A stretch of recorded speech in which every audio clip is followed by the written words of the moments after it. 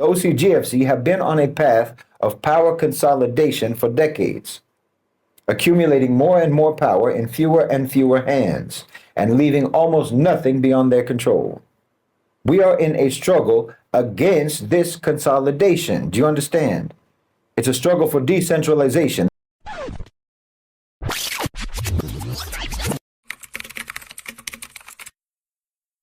In terms of social impact, it can be argued that major corporations wield more power than government. And policies like neoliberalism and austerity increase that impact. Candidates for political office always say that they will create jobs. No, governments don't create jobs, companies create jobs. That's the private sector. Companies decide what the wages of workers will be, which translates to deciding what their standard of living will be. They decide what the cost of goods and services will be, which translates to deciding what the cost of living will be. They decide where they will invest, where they will operate, where they will set up a factory or an office or a facility of any kind. And that choice has tangible, quantifiable impact on the development of that area and upon the lives of the people who live there. When you're talking about major multinational corporations with dozens of subsidiaries, these are, in practical terms, their own economies, and they are command economies. By the technical definition, they're not capitalist economies. They operate within a capitalist economy, but as an economic entity in and of themselves, they don't follow capitalist rules. Decisions made in the corporate boardroom determine whether or not the people within their sphere of influence have livelihoods, how much money they can make, how much money they have to spend, what goods and services will be available to them, whether or not their infrastructure in their area will be developed or derelict, whether or not they can afford to send their children to school, or what types of schools they can send their children to. Their decisions can have intergenerational impact. The economic leverage of corporations gives them tremendous political power. When a politician says that they created a job or created such and such number of new jobs, what that usually means on a practical level is that they've cut some kind of a deal, they've made an agreement of some kind with corporations, either land concessions, tax breaks, government contract subsidies, something like this, and then the company has created jobs. Never mind if the deal that they cut with corporations increases the general misery index in the community, it created jobs. Corporations spend billions of dollars influencing Washington, London, Paris, Berlin, Brussels, and their relationship with these governments is deeply entrenched. There are roughly 18,000 professional corporate lobbyists in Washington, D.C. The number of unregistered, unofficial lobbyists who just provide quote-unquote strategic advice to politicians on behalf of corporations is roughly 100,000. Money buys influence, and it overrides democratic representation. There's been a massive transfer of power and authority from the public sector to the private sector, and corporations have the capability to bankrupt any state. The unrestricted mobility of capital allows the wealthy to deprive a state of revenue. They can pit one state or one country's workforce against another, driving their wages down, eliminating benefits, eliminating regulations, and so on, as governments compete for investment. Once a state finds itself unable to finance its own survival, it appeals to creditors. Loans and investment are offered on a raft of macroeconomic reforms. The end result of all of these reforms is that the state largely divests itself of authority, of sovereignty, and more or less abolishes the social contract between the government and the population. In order to service the debt, government functions and assets are delivered piece by piece to private sector players. The revenues from those functions then flow out of the country into the accounts of multinational corporations, no longer into the state budget. Integration into the global economy today means little more than subordination to a corporate imperial structure in which, again, local elites collaborate with global elites to the detriment of the rest of the population, just like previous imperial models we've seen. When we're talking about multinational corporations, we're talking about huge entities, huge economies, command economies, essentially floating super sovereign private states. Indeed, out of the top 100 economies or economic entities in the world, nearly half of them are companies, not countries, not states. That's devastating if you think about it. Advocating human rights means checking the abuse of power and it means demanding a distribution of power, or at least demanding an accountability of power, so that people can be ensured to not be oppressed or persecuted. Well, we're living in an era in which extreme power is highly concentrated in the hands of very few people who are not elected into power and cannot be voted out of power. It is concentrated in the hands of people who are dedicated exclusively and legally to use their power to serve their own private interests. Cloaked in the corporate veil, they're protected from accountability. It seems clear enough that the conventional method of lobbying governments or institutions like the UN has become obsolete. We have to be realistic and practical about this. It seems to me that the only way forward is to address ourselves directly to corporate power. Corporations are political entities, and we have to deal with them as such. We do not have to abolish corporate influence, which we can't do anyway, but what we have to do is democratize corporate influence. When you begin to recognize that corporations are political entities, you also begin to realize that they're stakeholders, not their stockholders, they're stakeholders, their workers, their customers, and everyone who is impacted by their business or who contributes in any way, directly or indirectly, to their profitability, are also political players. Just like voters, just like political parties, just like political action committees, we are all members of corporate constituencies. Rather than party affiliation, what we offer is brand loyalty. Rather than party insignias, we wear company logos. Rather than campaign contributions, we offer consumer purchases. Everything that we do, and everything that they spend billions of dollars in advertising and marketing to make us do, empowers corporations to pursue their political agendas. We have the right to expect our interests to be reflected in how they use their power. Our consumption, our brand loyalty, our labor should earn us the right to representation when these corporations pursue political agendas. And we should have a say in what they do with the power we have given them.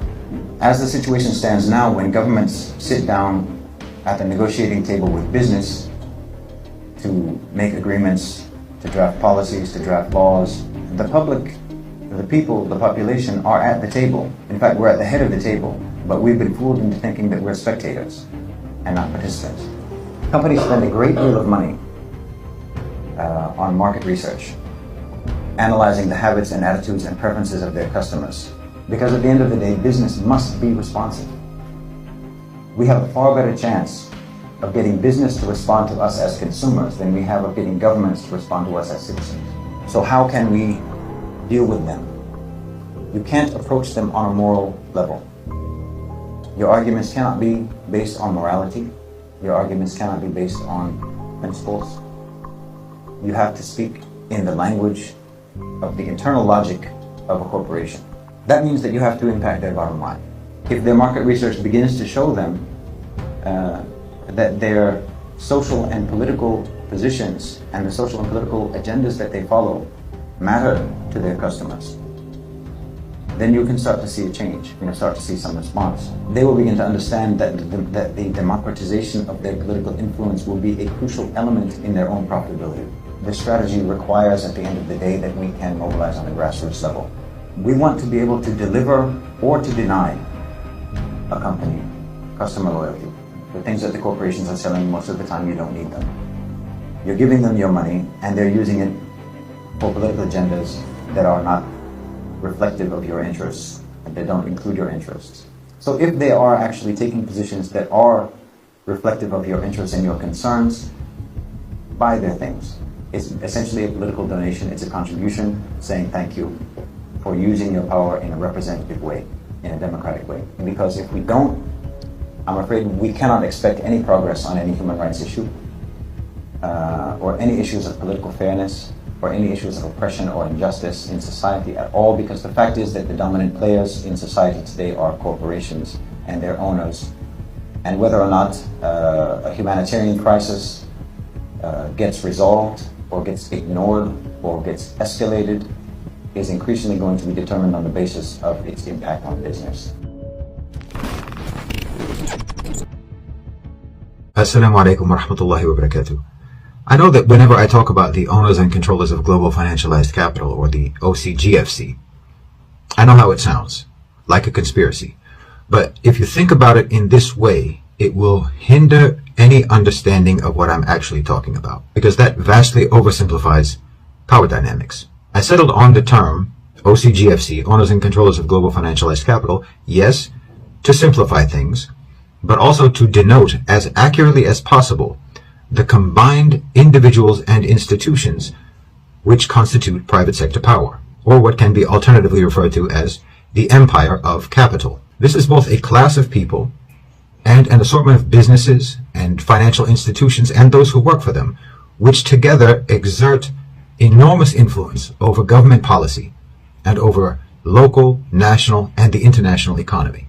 Let me first explain why it's necessary to include the adjective financialized with regards to the owners of capital. It's because Elon Musk didn't become that rich by selling Teslas. It's why Elon Musk's net worth went from around 24 billion to 165 billion just in 2020 because of stock options.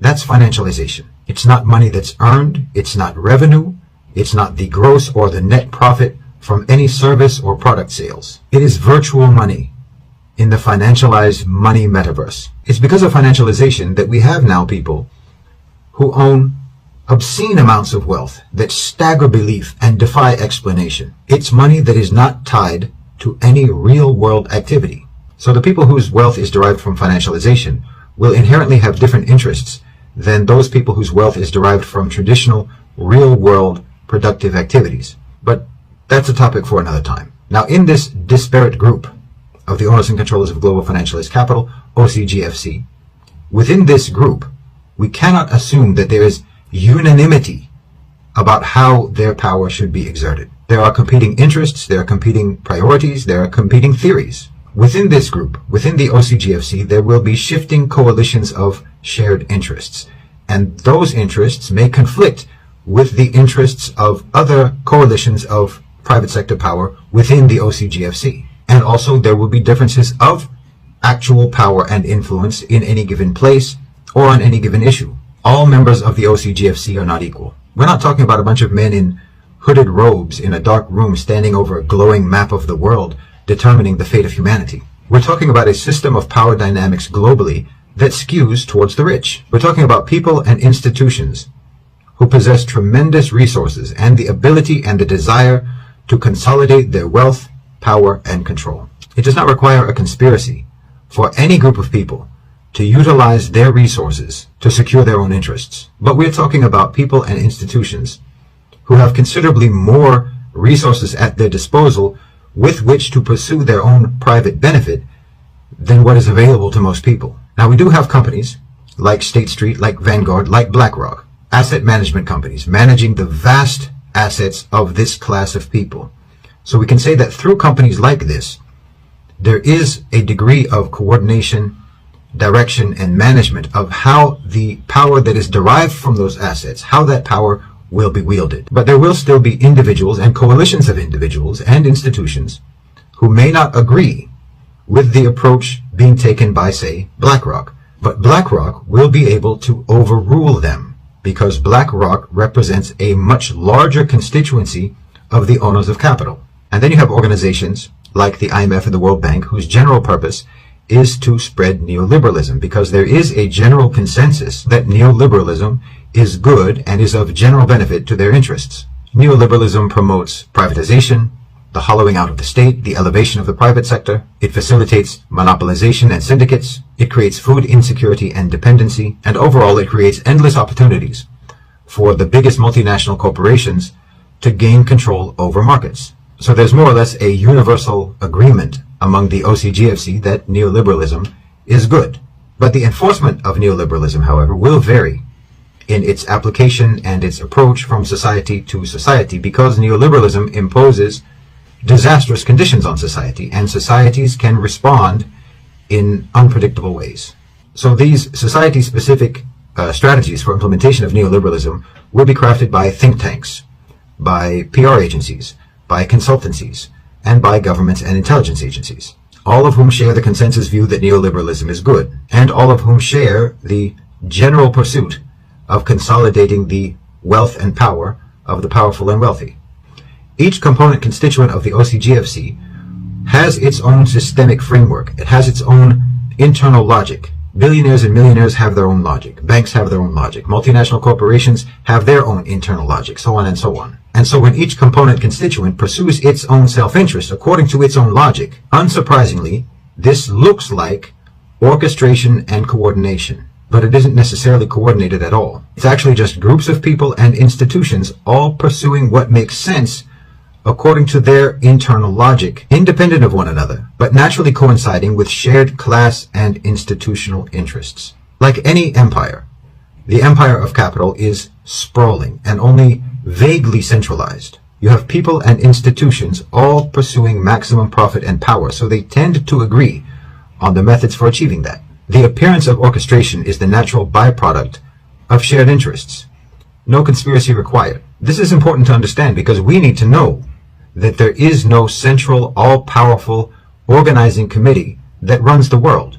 Such a thing is actually impossible, and that's important for us to understand too, because the plans that develop among the various factions within the OCGFC are seldom, if ever, fully realized. They change, they adapt, they evolve, they fail, and sometimes they are defeated. And this is largely because the most powerful players in any society are actually the people, not the owners and controllers of global financialized capital. And it doesn't matter if you're talking about a so-called democracy or democratic state or otherwise. The OCGFC are only obsessed with consolidating their power because they are continuously pitted against a much more powerful opponent, an unpredictable, resilient, creative, and ultimately uncontrollable opponent, the population. Control over any population can only ever really be achieved by that population's own compliance and capitulation, which is why so many resources are required just in order to manipulate, deceive, and misdirect public attention. But even with all these resources, the people regularly scupper the best laid plans of the owners and controllers of global financialized capital. I don't doubt, for instance, that the protests in France were infiltrated by security and intelligence agencies in order to radicalize the protesters and in order to incite and stir violence in the protesters, which could then be laid at the feet of Russian backing. But I also do not doubt that no one expected the protesters to target the headquarters of BlackRock. I mean, bear in mind here that the rich and powerful do not and cannot really understand normal people, and neither can intelligence agencies. They are so estranged from normal people that they reliably fail to predict how people will behave or react in any given situation, even if they also often do get that right. No one expected, for instance, that this app, TikTok, would ever be anything more than an instrument for distraction and entertainment. But it has become a vital source of information and alternative news and analysis for hundreds of millions of people. Just as Iblis has such contempt for humanity that he can't predict their morality and righteousness whenever it emerges, so too the contempt of the rich and powerful for the population often leaves them surprised when people prove to not just be idiots who only care about porn and video games. So no, there isn't a central planning committee that controls everything that happens in the world. Not the Rothschilds, not the Jews, not the Illuminati, not the Masons, not the Bilderberg Group, not the Trilateral Commission, not the World Economic Forum. And the goals of the rich and powerful are not by any means inevitabilities. Now, they may be in their minds thinking that they're playing a zero-sum game, and they'll have people like Klaus Schwab assuring them that an ultimate conclusive victory over the population is possible. But it isn't. The struggle between the rulers and the ruled has been going on since time immemorial, and it will continue until the last day. But in that struggle, the most precarious players are the rulers, not the ruled. Jazakumullahu khairan wa assalamu alaikum. Power in the modern world is no longer wielded by kings or governments alone. It is concentrated in the hands of a new aristocracy, the owners and controllers of global financialized capital, or OCGFC.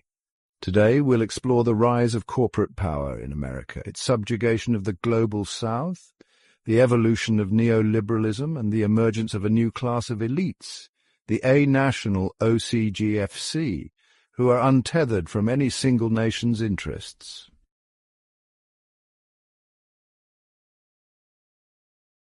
The story begins in the 17th century with the birth of the modern corporation, entities granted charters by monarchs to conduct trade and colonization. By the 19th century, corporations began to dominate America's industrial landscape. Key industries, railroads, steel, oil, were controlled by powerful industrialists like Rockefeller, Carnegie, and Vanderbilt, whose corporations amassed unprecedented wealth. In 1886, the U.S. Supreme Court inadvertently granted corporations the rights of personhood under the 14th Amendment. This legal precedent, though technically misinterpreted, allowed corporations to shield themselves from excessive regulation, enabling them to grow unchecked.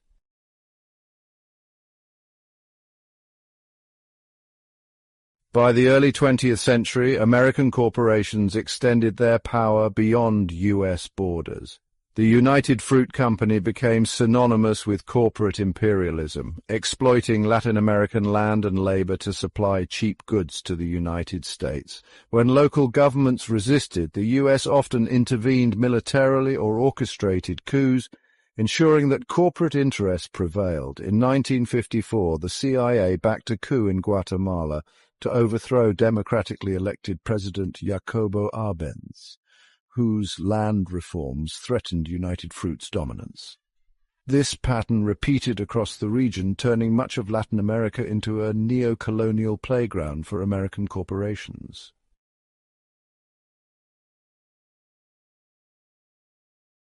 The 1970s brought economic crises that paved the way for neoliberalism, a political and economic ideology championing free markets, deregulation, privatization, and austerity. In 1971, President Nixon ended the Bretton Woods system, detaching the dollar from gold and ushering in the era of financialization. Financialization transformed the economy. Corporations shifted focus from producing goods to maximizing shareholder value, often through speculative investments. Wall Street eclipsed Main Street as the epicenter of economic activity, concentrating wealth in the hands of the financial elite.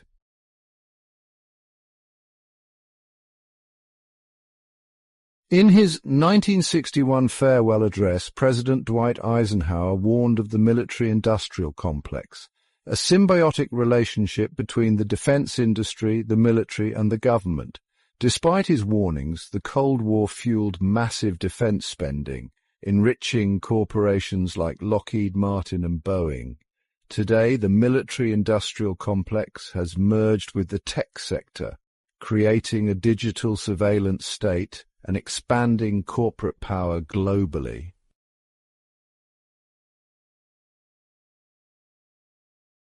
In the 21st century, a new class of elite emerged, the A-national OCGFC. Unlike their predecessors, these elites are not tied to any single nation's economy or interests. They operate globally, leveraging financial systems, supply chains, and tax havens to maximize profits. A-national elites use globalization and technology to evade national regulation and accountability. They manipulate markets, exploit labor across borders, and influence international policy through institutions like the IMF and World Bank.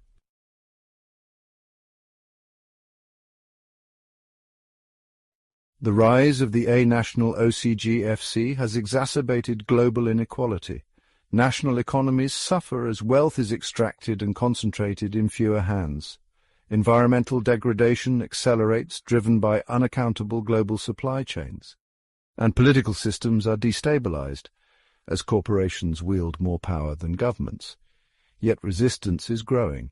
Grassroots movements, worker collectives, and alternative economic models are challenging the hegemony of corporate power.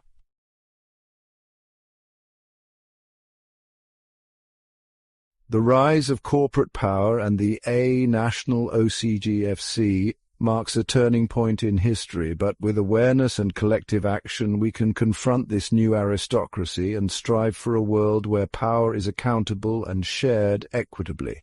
The question remains, will we allow a few to dominate, or will we reclaim the power for the many? Subscribe for more insights on global power and resistance. Assalamu alaikum wa rahmatullahi wa barakatuh. Let me just clarify something about the perception a lot of people have, or a hope or an optimism or what have you, however you want to describe it. The idea that America is in decline or the West is in decline. and so forth. What's happening is that the parallel power structure that has been developing for decades in America and in the West, the parallel power structure of private sector power is eclipsing state power in the West, in America and in Europe. So we're not seeing the United States losing its control over the world or losing its power. It is being subordinated by a parallel power structure that has been developing and growing and strengthening for decades, to the point now that it is the superior and supreme unipolar power in the world, which is private sector power, the owners and controllers of global financialized capital, OCGFC. And they are subjecting both Europe and America to varying degrees of subjugation. So what's happening is what everyone refers to as a paradigm shift. The centers of power are no longer national governments, but the centers of power are in the private sector. And that power structure is not in decline. It's not losing control. It is gaining ever more control. But one of the consequences of that is that the privileged or protected status of Western societies is eroding. And now the same rules that have applied in the global South are being applied in the global North and in the West, being applied by private sector power. That's what's happening. Jazakumullahu khairan wa assalamu alaikum. Is that the only way that you're going to actually improve the situation is through small measures, is through what appear and what feel like inadequate measures. This is the only way forward, through small steps, through incremental progress. So like if we're talking about trying to put a check on corporate power, or if we're talking about trying to have accountability, or we're talking about the democratization of corporate power, the democratization of private sector influence, if we're talking about measures to impose accountability on the private sector, this is a very long-term project, and there is not going to be a single event that will make that happen, because power in the private sector is not going away. There's always going to be rich, there's always going to be poor, there's always going to be exploitation, there's always going to be workers, there's always going to be consumers, there's always going to be profiteering, there's always going to be corruption. All of these things will always exist. What you have to try to do is not think that I have to solve the problem of the existence of corruption, the existence of exploitation. That's an unsolvable problem, because this is part of the human condition. Anyone who is serious about political change or social change should be primarily concerned with sort of the ripple effect that you can cause and snowball effect that you can cause by something small that you do. Because the small change that you make, the small measure that you take, can affect the development of a system.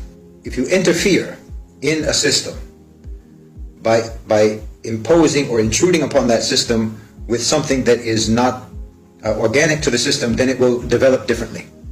So, for example, just brainstorming. If we're talking about corporations and the money that they spend, the billions of dollars that they spend on political lobbying and campaign funding to get what they want out of Washington, to get policies that they want, and that's just on the national level. If you talk about on the state level, it's another issue. The amount of money that they spend to lobby state governments and to bribe and to coerce and to extort state governments, local governments. But on the national level, they spend billions of dollars. Even one company can spend hundreds of millions of dollars annually to influence policy, to buy the loyalty and obedience of elected officials. Now, why should those companies be able to spend that money with no independent oversight? Why couldn't you create a committee, say, each company? I mean, create a sort of a protocol for corporations for the oversight of corporate political spending. And then each corporation, each company would be obliged or would be requested to submit to a committee that would be made up of, say, shareholders of that company, workers from that company, and consumers who are their primary demographic customer base. And then any time that that company wants to allocate funds for a campaign contribution or for political lobbying, that would have to be submitted to the committee for approval. They would discuss it, they would debate it, and determine whether or not the company should make that contribution, should make that donation. And then you could also take that further, whereby the committee could actually recommend that the company should support this or support that, if they weren't going to anyway. Like you could have the committee could say, there's this bill in the Congress about such and such, and we have done a survey of your customer base, and this customer base largely supports this bill. We would like you to support this bill with the power that you have as a corporation and as a multi-million-dollar campaign contributor, donor. We would like you to use your corporate lobbyists to support this legislation, even though this legislation has nothing to do with your company. But it has something to do with your company because your customers care about this issue. You see what I mean? So you could have a committee for every company, for every major company, for every major corporation, a committee that would oversee their political spending. That would be a step in democratizing corporate influence in the political sphere. It's a relatively small step, but it changes the whole discussion in a way. It adds something into the discussion that simply isn't there right now, which is these major companies owe some degree of responsibility to all of their stakeholders, including their customers, including their workers, that they owe some accountability to them, some responsibility to them, to use their power, to use their massive financial and practical power that they have in society, that they have a responsibility to use that in a way that reflects the values, the will, and the aspirations of all of their stakeholders, not only their shareholders. This isn't something that's even in the discussion now, really. The population should be able to make demands of these companies to use their power in a way that reflects their own values, the values of their customer base, even if those are issues that don't directly affect the company. So it's not just about ethical practices within the company and ethical supply chain and that kind of thing, but actually about, these are things that your customers care about. So therefore, as a company, you should care about them, even if it doesn't affect your bottom line, because it can affect your bottom line. You can create influence groups of consumers, and that consumer group or that influence group would be comprised of people who are drawn from the core demographic group that constitutes a company's customer base. So say it's middle-class, middle-aged women with children. Maybe that's their customer base. Maybe it's college-age people who are interested in technology. Maybe, whatever. Every company does their market research and they know exactly who their customer base is. They know minute details, but that's what all the big data gathering and collection is about, actually, so that they can target their advertising to the specific customer base that will be the most likely to be interested in their products and their services and become loyal customers to them. That's what all the big data collection is about. So advertising is based on market research to identify demographic groups that are the most likely to support this or that company. So you use that same data to identify those companies' customer base, and then you organize that demographic. You organize that demographic as an influence group to target that company or any other company that has the same customer base demographic. To say, for example, the influence group can have demands of a company. They can say, we want more transparency about your profit margin. For example, we want to know that you only spent $5 making this bag. Why are you selling it for $1,000? We want to know why there's such a massive disparity between the amount of money, the salary of the CEO versus the salary of the lowest paid employee. We want to know why. We want to know what the disparity is. We want to know how many more times more the CEO makes than the lowest paid entry-level employee. If the CEO or any executive is making 10 times more, 20 times more, 100 times more, 200 times more than an entry-level employee, we would like to know why, and maybe we don't find that acceptable. And then because that influence group would be constituted of people who represent their customer base, they could potentially have influence. You could say, what are the bonuses being given to executives, in what amount and why, and how that's justified, and so on, versus why you are laying off workers, or what your plans are to replace workers with AI, or what are your plans to replace workers with automation, and so on. The whole point is just to create a dialogue where there isn't a dialogue now, where there's only dictation coming from the corporations, and we just take it as if we have no say. But every time you buy their goods, every time you frequent their shops, every time you do anything with them, you're making a political contribution to them. You are empowering them. I mean, we can't really complain about the power the corporations have, because we gave it to them. We gave them that power. And every time we patronize their businesses, we're giving them more power. But we're not asking for anything in return. I mean, you can say, well, you're getting in return the product that you buy. But then there becomes the question of, well, what about the profit margin? The thing that I'm buying is clearly not worth what you're charging for it. The thing that you're selling me cost you a fraction of the price to make. And how much of that profit margin actually just goes to bloated, inflated executive salaries and bonuses? We want transparency. We want a report, and we're not demanding that, and we have every right to demand that. And if we just start demanding that, and if we organize in a way to demand that, it changes the entire discourse, and it can cause a ripple effect and a snowball effect that can potentially, over time, change the dynamic, the power dynamic between the public and corporate power. It sounds minor, it sounds inadequate to say, oh, let's start a committee. There's no other way to do it. You have to do it in small steps. And before you know it, those small steps will have taken you very far.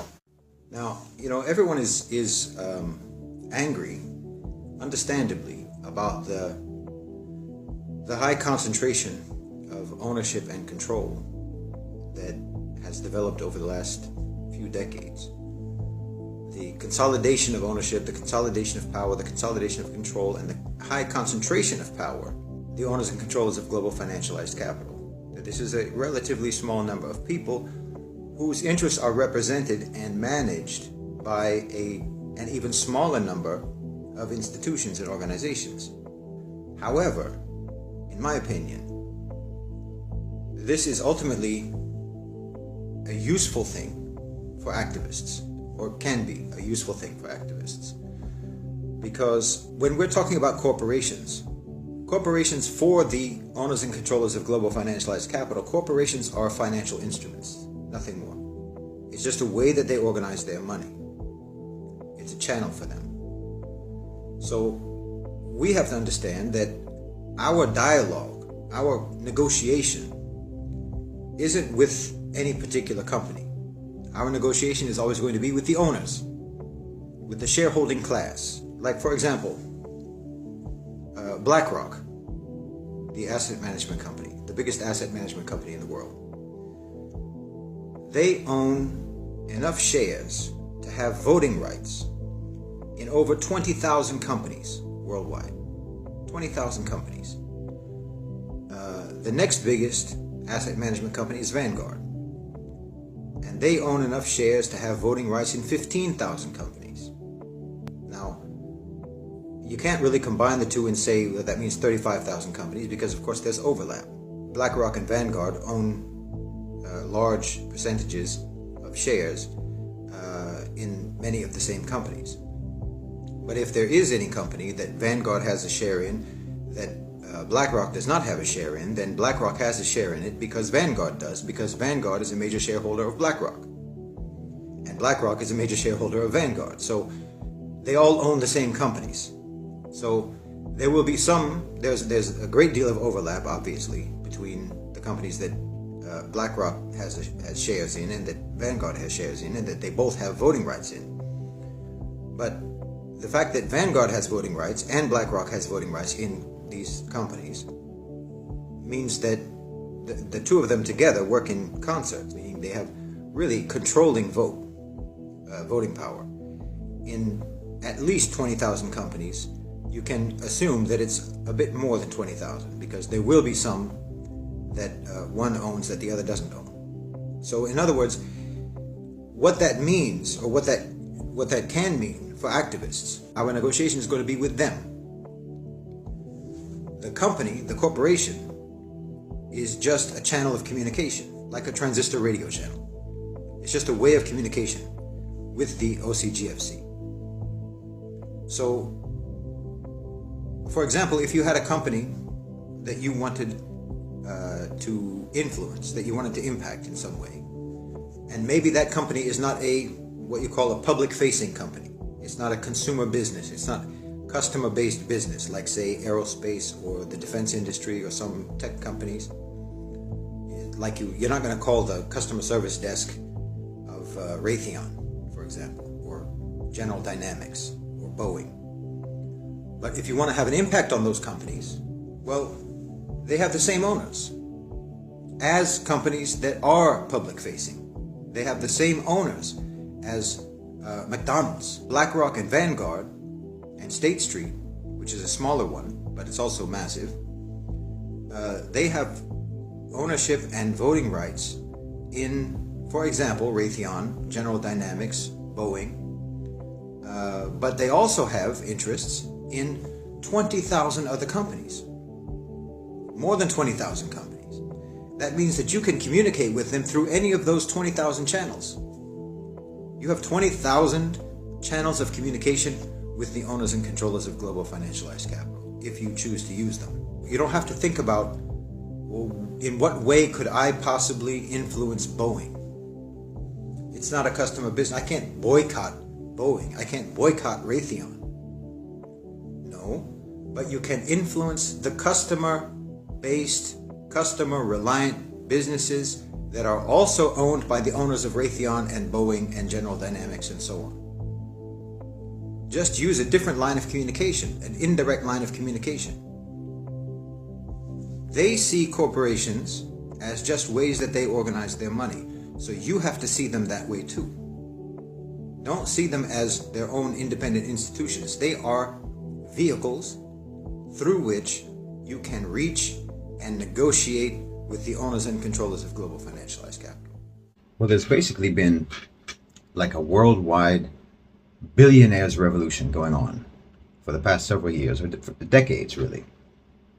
They've taken a very methodical, gradual approach, but overall a constant advancement that has broken down nearly all resistance, and step by step they have overthrown the former systems of authority that we have always known in the world, governance as we've always known it, and they've installed themselves as the supreme rulers over the US, over Europe, and over the developing world. Their revolution, the billionaires' revolution, has progressed, as I said, through stages, and it's possible to identify many of the key victories that helped them achieve what they've achieved and enabled them to reach the point at which they are today.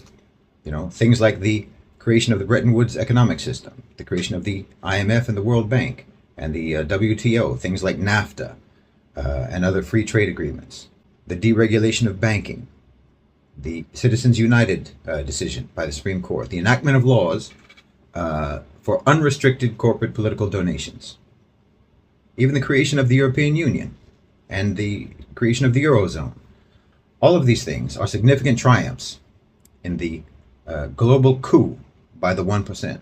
And within specific countries, you can also identify important victories that they've achieved as well. I mean, anytime a country takes a loan from the IMF or the World Bank or any other international so-called development bank, and then they begin to implement the macroeconomic reforms that are always recommended or demanded, stipulated in the loan agreements, those are victories for the 1%. That's victories for this billionaires revolution. You know, like in Egypt, for example, the loan that they took, and then the law that they imposed banning third-party opposition to investor activity, the cutting of food subsidies, food and fuel subsidies in Egypt and in other countries that have succumbed to the IMF.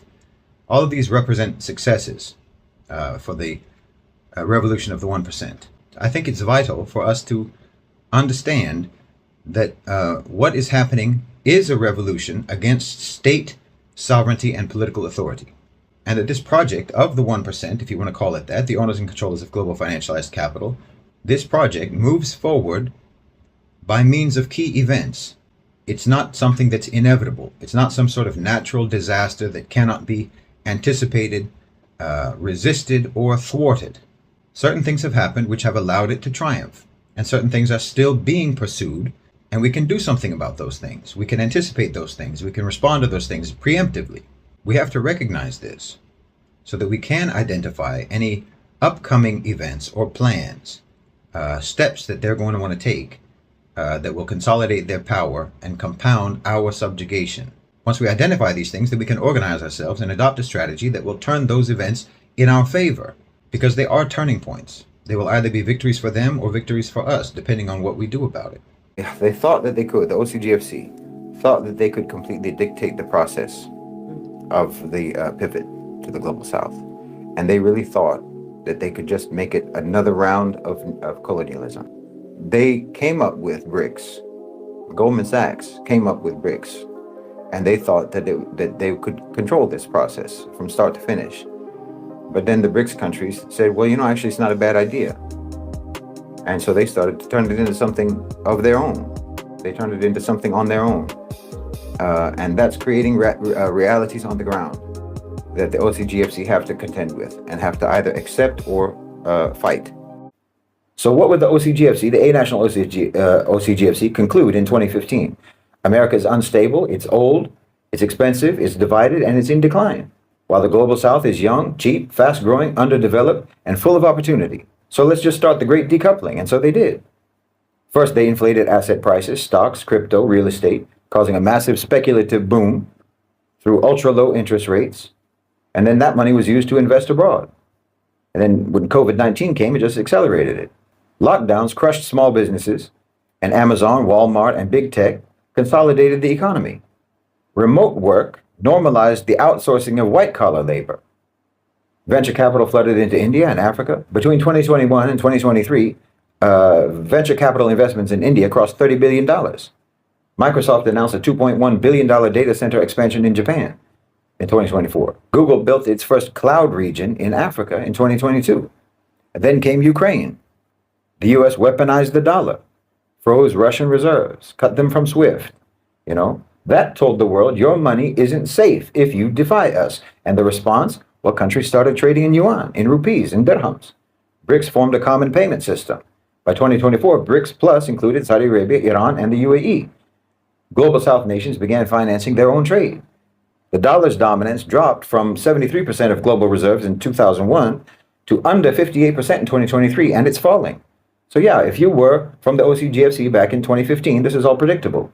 America is being phased out, not because they hate America, but because America is obsolete. It's no longer has a utilitarian purpose. And the worst part, most Americans still think that they're the center of the world. But in the boardrooms of the real rulers, the future is being built elsewhere, and it's not red, white, and blue.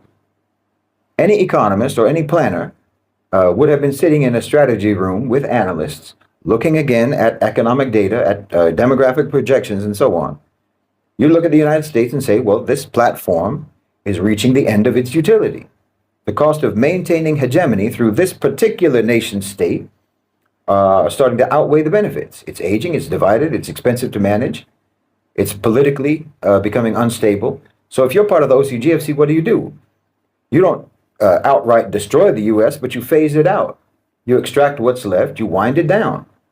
That's not a conspiracy theory. That's economic logic. I had a little problem with Tim Cook yesterday. I said to him, Tim, you're my friend. I treated you very good. You're coming in with $500 billion, but now I hear you're building all over India. I don't want you building in India. You can build in India if you want to take care of India. Tim, look, we've treated you really good. We put up with all the plants that you built in China for years. Now you got to build us. We're not interested in you building in India. India can take care of themselves. They're doing very well. We want you to build here, and they're going to be upping their production in the United States. Apple. So Apple's already in for $500 billion, but they're going to be upping their production. So it'll be great. But LA is too expensive a place to live and not work. Yeah. Right. So I'm saying this out loud to if the governor is listening. I know there's a 750 infusion and there's a 35%, but other places are doing 40%. And they're going to Ireland to shoot game shows, sis. Crazy. They're going to Ireland to shoot game shows. It's wild. Wild. So I'm just saying. When I was in Thailand, or not Thailand, no, was it Thailand? There was something shooting that we weren't the only ones there. I can't recall, but like the outsourcing of work that is happening. I was in Australia. Girl, in my hotel, there were 7 movies. Shut up. It's real. And I say, like, listen, I don't want the industry to think that, like, save money, make things economically, et cetera, but like not to the exclusion of labor. Like keep people employed, because if you do well, but something is slowly dying, like it's not going to sustain itself. So I just was curious on your take. There's a little bit of Molly, you in danger, girl, about it all. Come on. And I love initiatives like Stay in LA, where they're allowing people to petition the government and in California to make those initiatives worthy of shooting happening here. Because it's not only just better for the ecosystem, but it's also just like better for families, better for like stasis, you know, like I'm neurospicy. A lot of change ain't great for me. Yeah. You know what I mean? Like having that sort of like regularity of being able to work and come home at the end of the day is something that used, like you said, used to happen when it was a bigger studio system, but I'm hopeful. The Wall Street Journal says the anywhere but the US trade is gaining traction. Markets around the world are up when you exclude the USA. And now CNBC is saying emerging markets are said to see the next bull run as the sell US narrative gains ground. Today, I'm going to tell you where these emerging markets are and how you can take advantage of it. I'm Andrew Henderson, the author of this book called Nomadic Capitalist. I'm someone who walks the walk. I have many investments all around the world in emerging markets in the global south. That is where I am moving most of my money. I believe in it, and I'm looking 10, 20, 50 years in the future because the places where I spend time, I believe they're heading in the right direction. So my belief of the sell US narrative is a little bit different than people who are saying we can't trust Trump, we can't trust the US, we can't trust with the tariffs and all the stuff they're doing. Let's go forge our own path. I've been telling you for years that's going to happen. I've been telling you for years that if you have a Western passport, you need a second passport because you're going to get swept up into that and you're going to lose money in this new, very global, multipolar economy if you have the scarlet letter of an American or potentially other Western passport. What I see and why I've sold some of my U.S. stocks and why I've really trimmed down my investments in U.S. companies is I see much better opportunities all around the world for better income, dividend-paying stocks that charge 0 or much lower tax rates than the U.S. does on those dividends, so I keep more of my money to live and to eat. I also see better growth potential in emerging markets. And so we're going to talk about that. If you want to see more content about emerging markets, please leave a comment, emerging markets. We will continue to talk about this if you want. If you don't, then we won't. Here's the headline, CNBC.com. They talk about how Bank of America is heralding emerging markets as the next bull market. A dented confidence in U.S. assets has fueled the bullishness for emerging markets, and analysts are saying that recent events in the U.S. have reinforced the need for more diverse geographic exposure. I've been telling you that since 2012, and I believed it ever since, and I have continually doubled down on living in, investing in, hiring in, doing everything in, banking in the emerging world. Here's the story. Emerging market stocks are in the spotlight again as the sell U.S. narrative is gaining fresh momentum following Moody's recent downgrade of the U.S. credit rating. Bank of America, in a report, heralded emerging markets as the next bull market. They say the weaker U.S. dollar, the U.S. bond yield top, the China economic recovery, I can tell you that's been a big one. Chinese stocks have been going crazy this year. Nothing will work better than emerging market stocks. That says Bank of America's team, led by investment strategist Michael Hartnett, said in a note. JP Morgan also upgraded emerging market equities from neutral to overweight, citing thawing U.S.-China trade tensions and attractive valuations. And so let's just start right there. None of this is investment advice, by the way. I don't know your profile. You should obviously do your own research and not just do what I'm saying, but you should understand the greater concept here. If you look at stocks in the United States and other Western countries, but particularly the United States, the price to earnings ratio is really high. So much so that Warren Buffett, Berkshire Hathaway, they're parking $300+ billion in cash.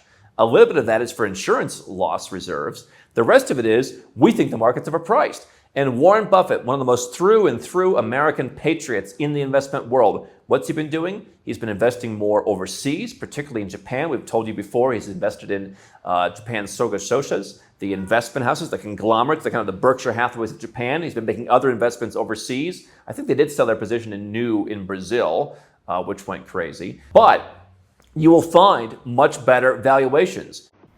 The next billion internet users weren't in San Francisco, they were in Lagos, in Jakarta, in New Delhi.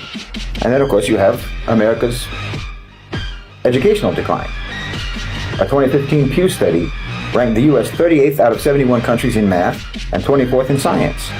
Student debt exploded to $1.6 trillion by the 2020s. STEM graduates were fewer compared to China and India. By 2022, China was producing over 1.4 million STEM graduates annually. The U.S. was less than 800,000. Not to mention you have the U.S. military budget that in 2015 was $600 billion, and yet it couldn't even decisively win in Afghanistan or in Iraq. These wars were not producing capital returns, they were bleeding the treasury. The OCGFC doesn't fund loss-making ventures unless there's a strategic payoff, and even then they want an exit strategy. And already by 2015 you saw a rise in multipolarity. Russia was asserting itself, China was asserting itself and rising. India was asserting autonomy. South-South trade already grew to 25% of global trade by 2015 and continued rising. The U.S. was no longer the center of the world, even 10 years ago. The BRICS bloc, Brazil, Russia, India, China, South Africa, in 2015 wasn't yet economically integrated, but the foundations were there. And post-2022, after the Ukraine war and the sanctions against Russia, it really kicked into gear. Countries began trading in local currencies. De-dollarization began. Even Saudi Arabia and the UAE joined BRICS Plus in 2024. These weren't just symbols. This represents a structural realignment. And in 2015, global digital infrastructure outside the U.S., Facebook and Google started losing market share in key markets. Africa's fintech sector exploded.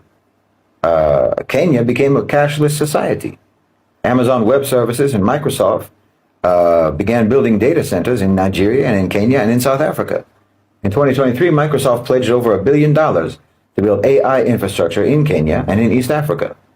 Understand, these are not experiments on their part. These are exits. Imagine a world where BRICS has their own system. BRICS is the largest group in the world. They have over $60 trillion. G7 doesn't even touch that. They are growing substantially, and they have a massive amount of oil. If they get their way, they are going to control oil and the price of a barrel of crude. Saudi Arabia, where they could drill a well and it could produce for 60 years. Where American oil fields are not even a tenth of as old, but they are declining faster than 60-year-old fields in the Middle East. So to put simply, we don't have enough oil, and they could cut us off from oil and cause us to come begging for energy. I'm telling you right now, the reason why America is inserting themselves in the Middle East, they're realizing that their promises about green energy and them not needing oil is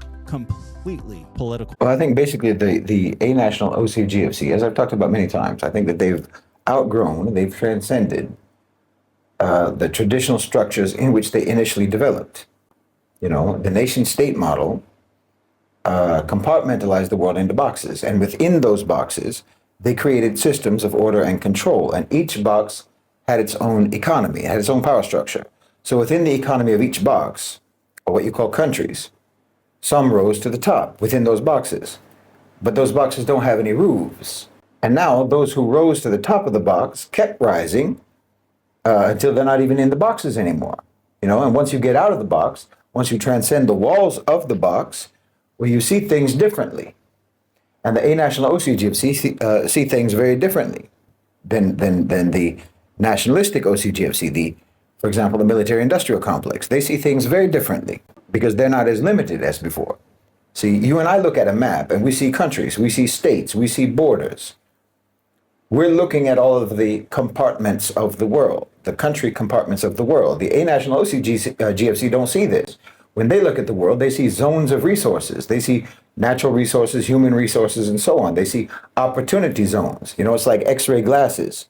They see through the borders, and they see through the states and through the governments and what have you, just like looking through walls, you know, looking through the skin and the muscles and seeing the skeleton, seeing the bones. That's what they see.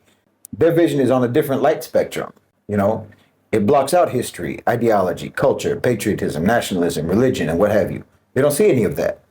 So like when you and I look at a map, we might see that there's 3 or 4 different countries in the region, for example. But the A-National OCGFC, they just see one corridor of extractable resources. That's all they see. You know, when they see Congo, they don't see Congo, they see cobalt, for example.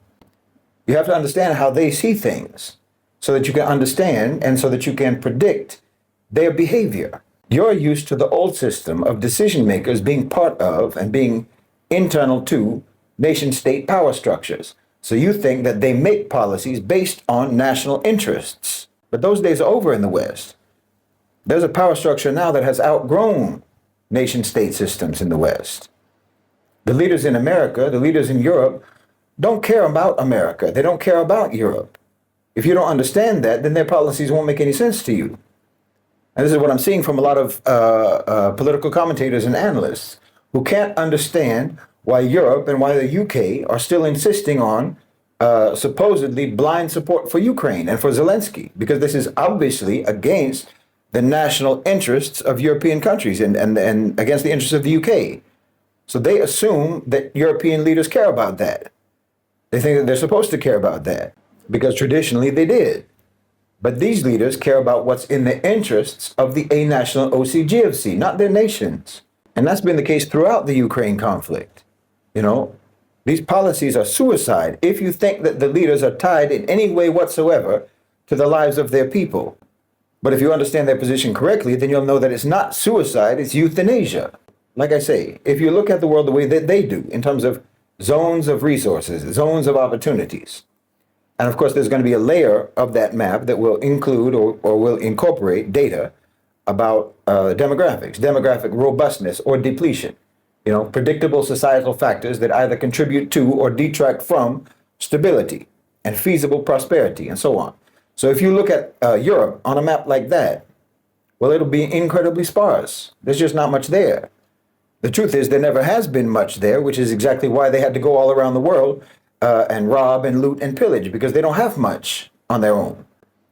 But now they're not even able to rob and loot and pillage all around the world. I mean, if we're, say, like 50 years in the future, you know, 2075, looking back at the history of Europe, you know, the likely future of Europe looked at retrospectively, is going to be quite grim. Basically, Europe as a coherent project dissolves between now and 2075.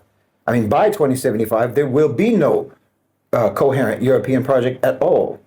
It will collapse through erosion and strife between now and 2075. You know, institutions of one sort or another will persist, borders will remain, flags will still fly, but the unifying pulse will flatline in the next couple of decades. The population in Europe is going to see a steady decline. It won't be catastrophic, but it is irreversible. You know, some of the nations of Europe will experiment with different remedies with, you know, incentives and automation, robotics, immigration, but they can't alter the trajectory in time. So fragmentation is going to intensify, regionalism, secessionism, ideological polarization. These are going to be the defining internal dynamics of Europe. Europe is going to remain only subsistently productive, meaning they will eke out a subsistence. It's not going to be entirely destitute by 2075, but it will cease to lead, and its people will only survive on the basis of debt and welfare, because the gravitational centers of innovation and the gravitational centers of capital are going to move to the south and to the east. Europe will adapt, but that's just another word for deteriorate. I mean, just over the next few years, relations with the United States are going to become more subordinate and more transactional. Strategic autonomy is going to be attempted for some period of time, but it's never going to be achieved, ever. There will be some engagement with the BRICS nations, probably especially with India and some blocks in Africa, with China to some degree. But these alignments are going to be reactive, not directive. You understand? And if they develop agreements with China, which is possible, it's not ultimately going to help them in terms of maintaining their position as a world power. They will become dependent labor and credit-enabled consumers. They'll be bought. Their land will be bought, their property will be bought, their utilities will be bought, and it will all belong to others. If you're looking at the continent of Europe in 2075, it's neither going to have been resurrected by 2075 nor completely destroyed. It will be peripheral. It's going to be like a library with no readers. This much is clear. Europe is not rising, it's not stabilizing, it's not advancing towards a future of sovereignty or strength or relevance. No, Europe is collapsing, not with a bang, but with a whimper, engineered by the very hands that used to sustain its prosperity. And European leadership is colluding with this 100%. The owners and controllers of global financialized capital, the a-national OCGFC, have already written Europe out of the future. is no longer seen as a vital center of power. It's no longer critical to the architecture of global capitalism, global business. The energy, the expansion, the capital, the population growth, it's all shifting to the south and to the east. Europe is being carved up, it's being downgraded, it's being reprogrammed to fit into a new global design in which it has very little importance. You know, mainstream media talks about the Ukraine war as a crisis, but we need to understand it, as I've always talked about, as a mechanism. It's a tool. It's a lever being used to sever Europe's ties with Russia and by extension to China. And in the name of defending liberal values, Europe has walked straight into economic disintegration. This wasn't a miscalculation. This was exactly the purpose. This was exactly the purpose. Deindustrialization is accelerating across the continent, starting in Germany. Energy costs are unsustainable, and they will continue to be so. Supply chains are being rerouted. Foreign investment is drying up. You know, Germany, the economic engine of Europe, is running on fumes at this point. France is consumed with internal divisions and political decay. It's a laughingstock. Southern Europe is drifting into post-industrial subsistence type of economy.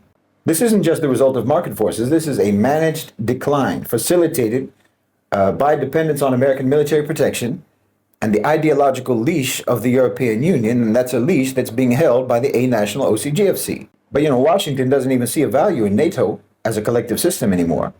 What's far more appealing to the U.S. is to make bilateral, one-on-one military relationships that bypass Brussels, sideline Germany, treat France with polite irrelevance, you know, make deals directly with other countries. What this means is that the United States may actually or functionally withdraw from NATO, essentially to abandon Europe and to reorganize its influence, its military influence, more efficiently. And I think that that influence is probably going to be more likely to be concentrated in the East, in Europe, Eastern Europe. The future of American military strategy in Europe is not going to be centered in Berlin or Paris. It's going to be built in Warsaw. It's going to be built in Bucharest, you know, because Eastern Europe is hungry. They're hungry for relevance, Poland especially. And they're going to be willing to trade sovereignty in order to get that relevance. They're already doing it. These countries are likely going to become the forward operating bases of American geopolitical power, military power. They'll host, you know, permanent drone fleets, missile systems, all the surveillance infrastructure, all of it is going to be probably in Eastern Europe. They'll align socially and politically and economically with all the strategic aims of the military-industrial complex. It's not going to be a partnership. It's an incorporation. So what happens to Western and Central Europe in this future? Well, they become, as I say, zones of internal unrest, heavily surveilled, deeply militarized, governed by technocrats who don't answer to their own people, but answer to debt markets and corporate boards. I would expect to see AI policing, behavioral surveillance, dissent being classified as extremism. That's already happening. Welfare systems that aren't supposed to provide dignity, but ensure compliance. Immigrant populations are going to be scapegoated as they're being scapegoated now. Social cohesion will disintegrate. Nationalism will rise, but it won't lead to any revival of the nation state. It will only lead to repression within nation states and continental conflict. Demographically, these countries are dying. There's no growth, there's no future. The only option is managed decline and administrative sedation. I think the Scandinavian countries might fare better, but only by turning themselves into basically sort of laboratories for experimenting with algorithmic governance. They'll probably have minimal immigration. They'll have very technocratic rule, AI-mediated social contracts, you know. They'll probably be among the safest places on earth as long as you obey. But don't mistake that peace for freedom, because they're also going to be among the most totalitarian places on earth. These are the Scandinavian countries, Northern Europe. Europe is not leading the world into the future. It's being managed even out of the present. So for everyone in the global south, for everyone in the formerly colonized countries who were raised to look up to Europe, raised to want to be like Europe, raised to try to imitate the Europeans, you should understand that time has shown us that Europe actually can only serve as a cautionary tale, not as a role model, because they never stop being savages. No matter how fancy their fashion, no matter how grand their buildings may be, no matter how much they may insist that all of their artistic and cultural and intellectual achievements are unmatched, and they're the ones who have to insist on that, the fact remains that they're actually just as primitive as they always were. So you have to understand something here. Savage behavior, and we can all agree, I think, that Europe's behavior has been nothing but savage, from pre-Enlightenment to post-Enlightenment. In fact, their so-called enlightenment only made them more brutal. It only made them more oppressive. It only made them more criminal. So you have to understand that savage behavior is indicative not only of moral failure, but it represents a failure of intellect. Intelligent people don't act like that. Rape and pillage are not the actions of refined intellects and sound minds. You wouldn't think that about an individual who commits those crimes, that they're refined and sophisticated and intelligent. So why would you think anything like that about a nation that does it?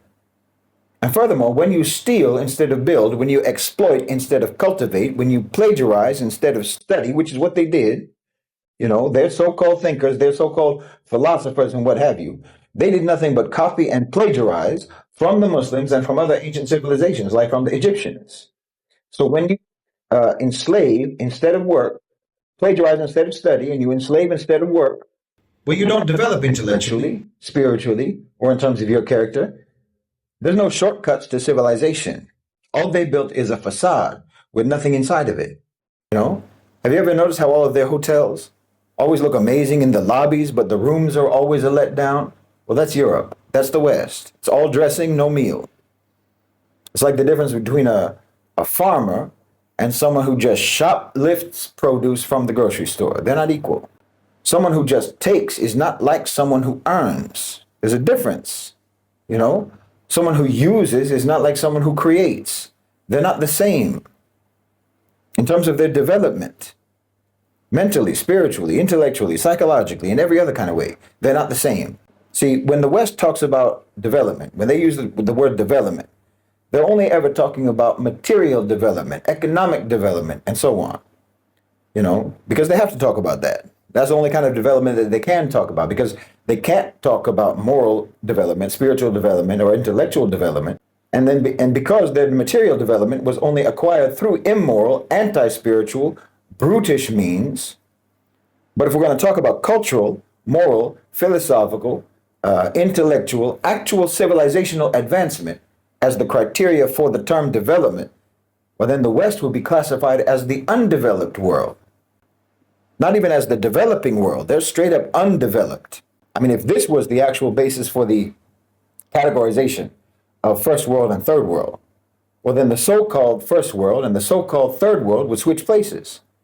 The West is the third world in terms of every metric of human development besides the superficial. And as I've talked about many times, even economically, there are large swaths of the populations in the West that are living in so-called third world material conditions as it is. And why is that? Why are they living like that? Because they never developed or civilized. It's an undeveloped collective society and culture, Western society, Western culture. It's underdeveloped. I mean, if the only way that you can win a race, for example, is by hobbling every other competitor, well, how fast can you really run? You see what I mean? If you need your opponent to have 2 broken legs and have his hands tied behind his back, well, what kind of a champion boxer are you? If you have to deny the cultural, intellectual, moral, and civilizational achievements of others in order for anyone to believe that your so-called civilization is great, well, how great can it really be? If the truth about you was really that wonderful, why would you have to concoct such fantastical lies about everyone else? About the Muslims, about China, about Africa, and so on. If you were so great, well, you wouldn't have to divide and conquer the people. You'd be welcomed. No one would try to drive you out. They would plead for you to stay. But we all know that nobody ever wanted you around. You understand what I'm saying? This is because you are underdeveloped as a people. You're undeveloped as a people. You don't bring civilization, you suppress civilization. And I'm not saying this for the purpose of berating you, but I know that's how you'll take it. I'm not trying to pick on you. I know that's how you'll feel. I'm telling you this to explain why what is happening now is happening, and why Europe is moving in the direction that it is, and why it is on an irreversible downward trajectory, and the entirety of the West is on that same trajectory, including the United States.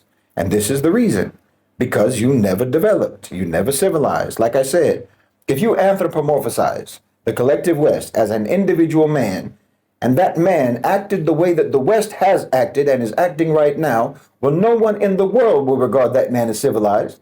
or as sophisticated or as an intelligent human being. Think about it. He's a lying, abusive, violent fraud. He mistreats his own family. He never keeps his word. He doesn't believe in anything. He has no beliefs. He's greedy, he's frivolous, and he's petty. He's insecure, cowardly, toxic, crude, and unhygienic. But you wouldn't even want to sit next to him on the bus, much less take him as a mentor or a role model. He's a vicious criminal who doesn't even have the guts to own up to what he's done. So, I mean, is it really a surprise to anyone that this approach to life does not lead to long-term success? Can anyone really be surprised that someone like this meets a humiliating end? No. It couldn't be any other way. You know, on a civilizational scale and on an individual scale, in your culture, you admire and reward predation. You admire and reward trickery, deceit, taking advantage of people, exploiting people, using people. You admire that. You laud that. You reward that. You encourage people to deprioritize spiritual, moral, and intellectual development and to prioritize material development. And development here means acquisition. It means accumulation by any and every means possible. Okay, this is what you admire and reward in your society. And so, of course, people rise in your society who are like that, who act like that, who behave like that. They rise to power. They rise to influence. They gain control by these very same beliefs and these very same behaviors, by misusing and abusing and victimizing and oppressing and dispossessing others. This is the track that you laid in your culture, in your so-called civilization, for how to attain high status and power, basically by being a terrible human being, by being an underdeveloped, savage, primitive, backwards, uncivilized person. You made the system for this. You programmed it like this. You understand me? You programmed it so that the worst possible people in your society would become the most powerful people in your society. And somehow you thought that once they attain power, somehow their predatory nature, which you've never done anything all along but reward, you thought it would change. You thought somehow that they would not inevitably prey on you. And why are you so foolish and so naive and so delusional about that? Because you are not developed. And we're all looking from afar, you know, watching from afar, seeing the inevitable play out. And there's nothing to us that's more astonishing than your shock, than your surprise and your disappointment. As if you really thought that there was any conceivable reason why the West would ever turn out differently.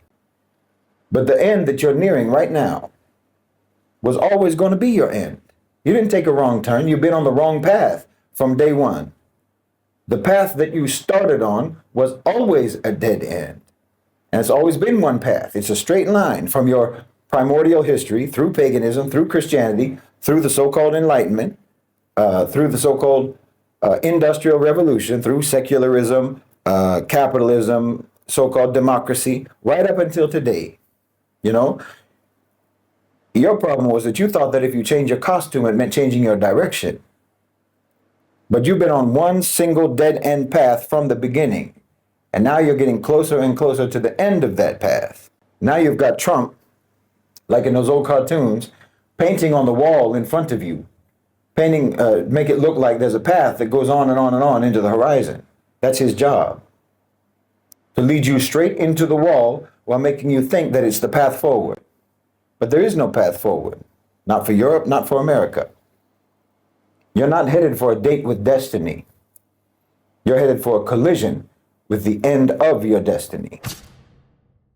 I mean, if we're talking geopolitically, then frankly, Israel is not fighting Hamas. They're fighting reality. You can't really win in that fight. I mean, I can recap basically what I've always said is inevitably going to happen in the Middle East with regards to the Israel-Palestine situation. I've been saying this for a long time. And the more time passes, the fewer people disagree with me. You know, I got a lot of hate at the beginning when I first said this. But that's the thing about being right. People like to take the right position once it becomes obvious that it is the right position. There's really only one way that this can go. There's only one way it can go, and that's de-Zionization of Israel. And their integration into the region. Their decoupling from America, and basically a transfer of their dependency to the Gulf. Israel will be absorbed into the corridor of influence along the Mediterranean that's controlled by the GCC and Turkey. The Palestinian territories will eventually be integrated into what is now Israel, in line with the sort of the one-state solution, where the Palestinians are going to eventually be the majority with full citizenship rights, and the whole country is going to be part of that soft empire, that regional collective sovereignty being created by the Gulf states and by Turkey. So there will be an end of the conflict. There will be the elimination of all militancy, the establishment of stability through regional investment and development alongside the A-National OCGFC and their investment in development and so on. That's the only way that this can go. And predictably, the elements in Israel who stand to lose the most from this, the Netanyahus, the Ben-Gvirs, and so on, the ideological fanatics, the racists, the genocidal maniacs, they're flailing against this. But they're just no match. They're simply no match for the powers that are driving this transition. What we're witnessing right now in Israel is not Israel pursuing any sort of strategy. It's Israel literally running out of options. It isn't escalation as leverage, it's escalation as habit. The violence in Gaza is no longer about deterrence or control or even security. They can't even make that claim. It's a ritual of dominance that no longer delivers results. It's a compulsion with no rational payoff. They're not advancing any cause by what they're doing. They're broadcasting their irrelevance, and the more irrelevant they become, the more desperate they become. This isn't speculation. The A-National Financial Elite, the OCGFC, the A-National OCGFC, have already recalibrated. They have moved on to advocacy for stability and for infrastructure and integration and development. And Israel, with every missile strike, with every war crime, they're making it harder for them to justify Israel's inclusion in their future. The GCC sees this, BRICS sees this, even the West is beginning to understand that Israel has become a geopolitical liability. So why does Israel continue at all? Well, because the system that created Zionism never included an off switch. It was designed to expand until there was nothing left to take. And when expansion becomes impossible, they can't adapt. They just panic. So what you're seeing now is panic. It's panic, not power. It's not strategic maneuvering on the part of Israel. It's literally their disintegration under the pressure of historical redundancy. The idea that they could empty Gaza of Palestinians, that they could actually erase a people and still walk through the corridors of global legitimacy is absolutely delusional. The world's no longer willing to pretend. Egypt is not going to open the gates. Jordan is not going to comply. No one is going to legalize ethnic cleansing just to make room for Israel's fantasy of demographic supremacy. They don't have the capital, political or financial, to try to force anyone, not anymore. The economic elite who once backed Israel for regional leverage now see greater returns in de-risking the region, not destabilizing the region, de-risking the region. The GCC states are building a future for themselves and for the whole region, and they can't afford to mortgage all of that on a client that no longer follows instructions. I'm talking about Israel. BRICS isn't beholden to Tel Aviv. The OCGFC are restructuring the whole global system, and Israel is rapidly being priced out of relevance. The genocide is not helping them, it's isolating them. It's not strengthening their state, it's hollowing their state out, which just makes them more vulnerable and more susceptible for domination. And the longer this continues, the more irreversible the fallout becomes. They should be able to see it, but they're too ideologically blind, because Zionism doesn't do moderation. It can't pivot to diplomacy or recalibrate its methods. It's a binary system, conquer or collapse. And now that it can't actually conquer, it defaults to collapse. This isn't the end of Gaza. It's the end of Zionist strategy. It has become morally indefensible. It has become economically unviable. It has become diplomatically corrosive and strategically incoherent. It no longer makes any sense in the world. The world has stopped pretending that it does make any sense. This genocide is not going to save Israel. It's not going to protect their security or revive their legitimacy. Quite the opposite. This is only going to mark the final chapter in a doctrine that mistook brutality for authority. But power and authority is much more complex than that. And I don't think anyone in the region has actually understood this better than the GCC. I don't think you understand how much the GCC has been doing just over the last several weeks. Honestly, if you're not aware of this, then you won't have anywhere near an accurate understanding of what's actually happening in the world. But you know, a lot of people, especially even among Muslims, they have either an obsolete understanding of global politics, or they have an insurmountable bias against the Gulf, or else they just can't fathom Muslim countries actually operating with power and autonomy. Like they have such a colonized mind themselves that they imagine only the West can do anything, and our countries are only ever going to be Western lackeys. So they'll actually like literally block out reality just to preserve this programming. But look, the GCC countries have been on an absolute tear recently.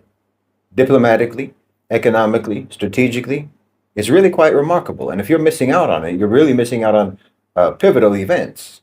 You know, just this month in Kuala Lumpur, for example. That meeting wasn't symbolic, it was foundational, as in they're building a foundation. Meanwhile, you've got people who don't even know that building is going on. But a whole architecture, political, economic, diplomatic infrastructure is being built right now across the global south, which is going to serve as the foundation for the whole second half of the 21st century. While Western powers are tangled in their own decline, you know, with conflicts and tariffs, debt ceilings, protests, inflation, what have you, the GCC is coordinating inter-regional integration on an unprecedented scale. Like I said, you had that the second annual ASEAN GCC summit in Kuala Lumpur. It was the first ever ASEAN China GCC trilateral summit. Closed door meetings, energy deals, currency frameworks, digital economic pipelines. This is the global south unifying into function. You know, you had Indonesia announcing their alignment with the Saudi peace plan, which is basically the official position of BRICS regarding Israel-Palestine, i.e., normalization with Israel, Indonesia agreeing to normalization with Israel on the condition of Palestinian statehood. And the Saudis have been going across Europe, lining up support for this, lining up support for recognition of a Palestinian state. Spain just recognized Palestine and halted all arms to Israel, banned all ships carrying arms to Israel from docking in Spanish ports. And they made that announcement not just 2 weeks after signing massive investment deals with Saudi Arabia. You think that's a coincidence? No. That's what power looks like when it's played smart, when you use your power correctly. That's investment diplomacy. That's transactional sovereignty building. You know, the GCC recognized that in a Western-dominated world order, money is actually the only thing that counts. The rules of the game are actually incredibly simple when it's that game. And you can't win that game except according to the rules of that game. And the Gulf states have all the resources necessary to do that, and that's what they are doing. I mean, let's be clear. The EU has been deeply divided. 15 out of 27 members still don't recognize Palestine. But now, you've got 1.6 billion euros coming from the EU to the Palestinian Authority.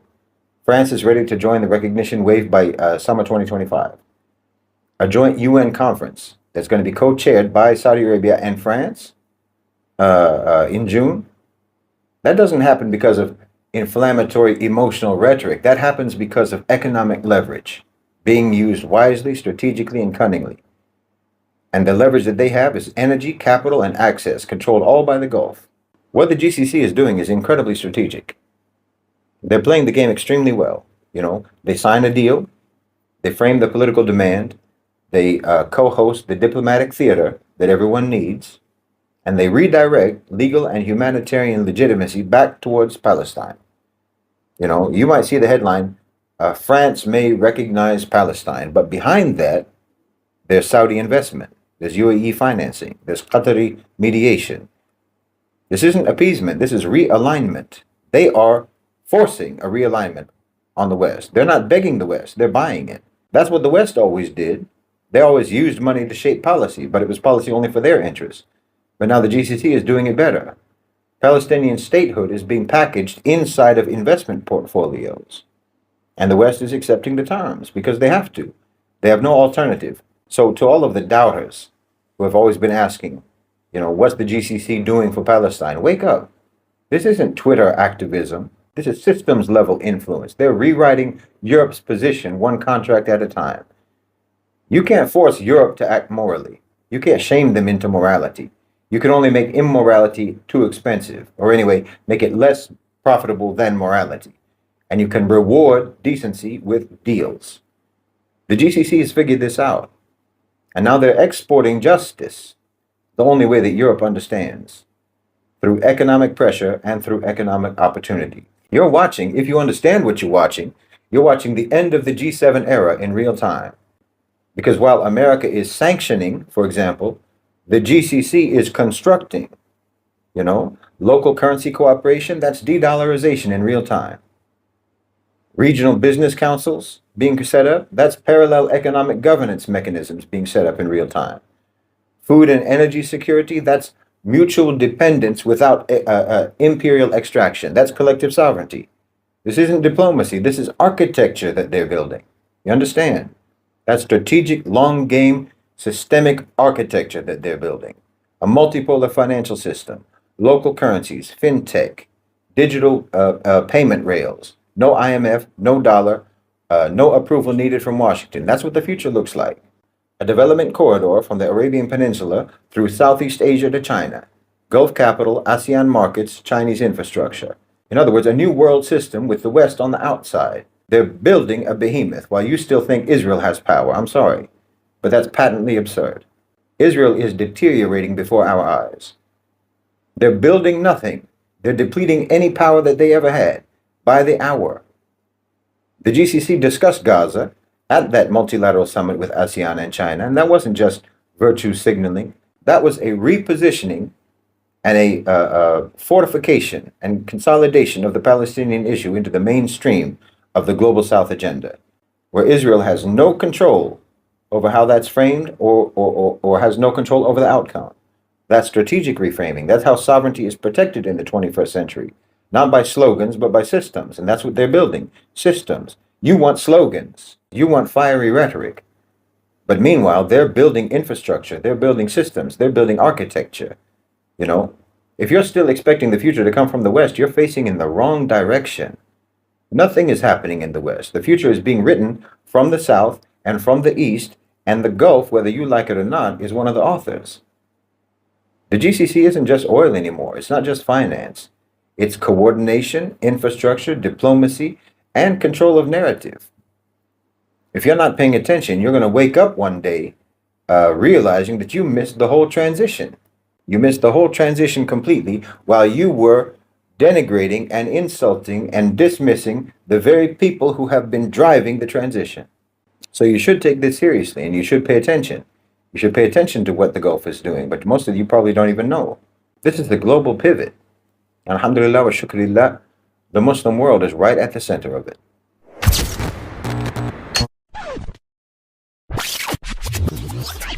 1973, during the Arab-Israeli War, the then King of Saudi Arabia, King Faisal, enacted an oil embargo and cut off oil from the West because they were supporting Israel in the war. This caused a huge recession in the United States, and the then Secretary of State of the United States, Henry Kissinger, basically warned King Faisal that if Saudi Arabia doesn't lift the oil boycotts, then America will come and bomb all of its oil fields. To which King Faisal iconically replied back, and I quote, "You are the ones who cannot live without oil. We come from the desert and our ancestors lived on dates and milk, and we can easily go back to live like that once again." And that oil embargo absolutely devastated the American economy, leading to a recession. Because of the surge in oil prices, inflation spiked in the United States, which reduced consumer spending in the United States and dramatically slowed down manufacturing. The stock market crashed and resulted in the worst economic downturns in the United States since the Great Depression.